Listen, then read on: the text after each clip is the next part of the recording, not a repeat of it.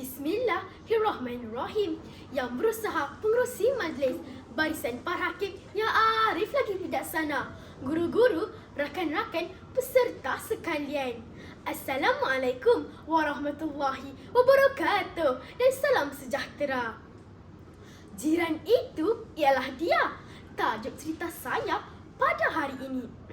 Dipersilakan kawan-kawan bersama kita untuk mendengarkan cerita ini agar boleh menjadi pengajaran kepada kita dalam melayani hidup sebagai pelajar. Swilan merupakan seorang ibu kepada anak tunggal yang bernama Jason. Perangai Jason yang tidak gemar bercampur dan bergaul sangat tidak disukai oleh Swilan. Jason suka memerap di rumah dan menolak untuk keluar rumah dan bersosial dengan anak-anak jiran yang lain. Hal ini merusingkan ibunya. Manakah tidak, Jason sanggup memerap di rumah sehari suntuk daripada keluar dan bertegur sapa dengan jiran-jiran yang berada di persekitaran itu. Jason, mengapakah kamu asyik terperap di rumah sahaja? Ibu risaulah dengan keadaan kamu ini, tanya Swilan. Pertanyaan ibunya pada pagi itu tidak dijawab oleh Jason. Dia hanya berdiam diri tanpa sebarang kata. Dia seolah-olah tidak peduli dengan apa yang diperkatakan oleh ibunya. Melihat ke arah Jason, Swilan pun berlalu pergi. Dia tahu bahawa Jason tak enggan bercampur dengan anak-anak jiran yang lain yang berbangsa Melayu. Walaupun pelbagai nasihat telah diberikan, nasihat yang diberikan itu bagaikan mencurah air ke daun keladi, masuk telinga kanan, keluar telinga kiri. Keesokan harinya, Swilan coba untuk memujuk Jason agar bersosial dengan anak-anak jiran yang lain. Beliau menyuruh Jason agar tidak bersifat seperti katak di bawah tempurung. Hal ini akan menyukarkan masyarakat untuk saling mengenali antara satu sama lain. Namun, Jason memberikan bermacam-macam alasan untuk tidak bergaul dengan jirannya. Dia mengatakan bahawa jirannya hanya suka menjaga tepikan orang lain. Swilan menggeleng-gelengkan kepala apabila mendengar jawapan yang diberikan oleh Jason itu. Suatu petang, seorang daripada anak jiran Swilan, Rahman, menghantar buah pisang yang dibuat oleh ibunya ke rumah Swilan. Pada waktu itu, kebetulan Jason berada di luar rumah. Lalu Rahman menyapa dan bertanya akan kabarnya. Namun Jason hanya menganggukkan kepala tanpa menjawab persoalan tersebut. Tanpa putus asa, Rahman tetap mengajukan beberapa soalan kepada Jason. Jason menjawab soalan itu secara endah tak endah sambil menunjukkan perasaan yang dingin. Selepas menyampaikan buah pisang, Rahman pun pulang dengan perasaan yang kecewa.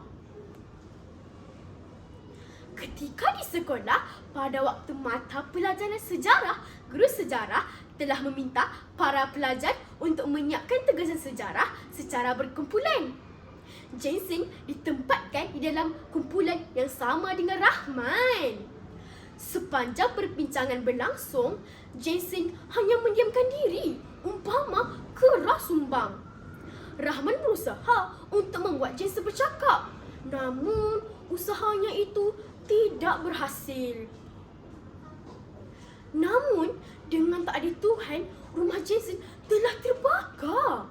Kebakaran tersebut berpunca daripada litar pintas yang berada di atas bahagian rumah Jason. Seluruh kampung gempar dengan kejadian tersebut. Mereka tergesa-gesa pergi ke tempat kejadian. Mereka bekerjasama bagai au dengan tebing untuk memadamkan api tersebut. Swilan yang berada di luar rumah teringat akan Jason yang sedang tidur di dalam rumah. Dia menjerit meminta pertolongan orang kampung untuk menyelamatkan permata hatinya. Apabila mendengar jeritan, Rahman meluru masuk ke dalam rumah Jason.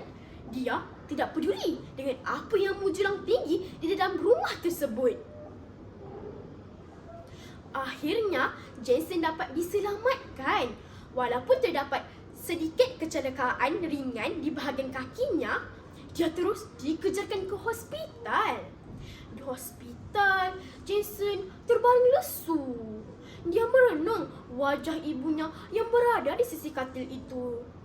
Jensen, syukurlah kamu selamat, bisik ibunya dengan perlahan.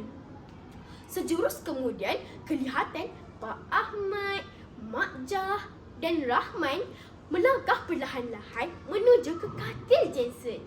Swilan tersenyum sambil menjemput mereka duduk. Tiba-tiba, Jensen bersuara. Rahman, saya minta maaf. Saya menyesal. Sekarang baru saya mengerti arti jiran dan persahabatan. Jensen menghulurkan tangannya. Rahman menyambutnya. Swilan memandang wajah Pak Ahmad dan Mak Jah. Swilan tersenyum puas. Kawan-kawan, itulah cerita saya pada hari ini. Janganlah kita menyombong diri terhadap jiran tetangga kita. Janganlah juga kita bersangka buruk terhadap orang lain, terutamanya kepada orang yang ikhlas berkawan dengan kita. Akhirnya, ingin saya mengingatkan, sentiasalah bergaul dan berkawan dengan jiran kita. Walaupun berlainan bangsa, kita satu Malaysia.